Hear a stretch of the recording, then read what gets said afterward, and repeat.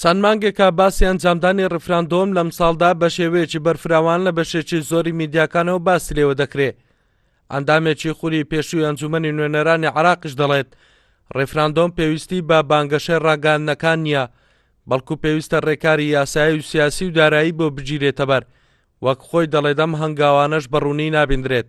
ریفراندۆم کارێک نییە تەنها بە بانگەشە و لە ڕاگەاندنەکان باسی بکرێت، دەبێت ئەمە بەرنامەی بۆ دابدرێ، پەرلەمان پێویستە یاسایەکی بۆ دەربخا، چناوچەیەک ریفراندۆمی لەسەر دەکرێت، ریفراندۆمەکە چۆن ئەنجام دەدرێ، ئەگەر ئەو ریفراندۆمە ئەنجامەکەی بە پۆزیتیڤ بوو هەنگاوی دوای ئەوە چی دەبێت، ئەگەر نێگەتیڤ بوو هەنگاوی دوای ئەوە چی دەبێت، لەگەڵ عێراق چۆن مامەڵە دەکەین دوای ئەنجامدانی ئەو ریفراندۆمە.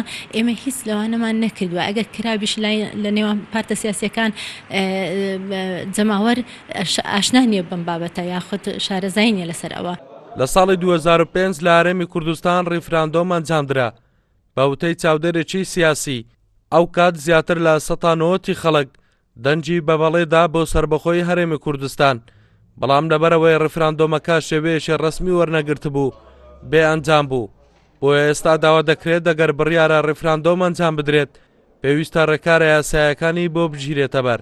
لە 2005 ریفراندۆم کرا 98 خەڵک دەنجیدا بۆ سربەخۆی و جیابوونەوە، بەڵام چکە فەرمی نەبوو، یعنی هیچ ئەنجامێکی نەبوو. بۆیە ئەم جارە گە ریفراندۆم بکەین دەبی ئێمە هەوڵ بدەین لە ڕووی سیاسی لە ڕووی یاساییەوە فەرمی بوون ڕسمی بوون وەربگرێتن.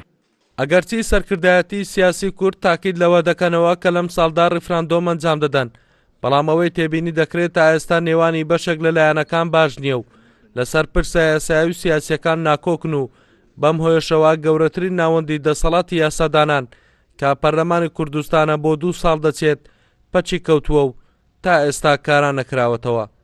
هەڵگورد ئەحمەد، کوردسات نیوز، هەولێر.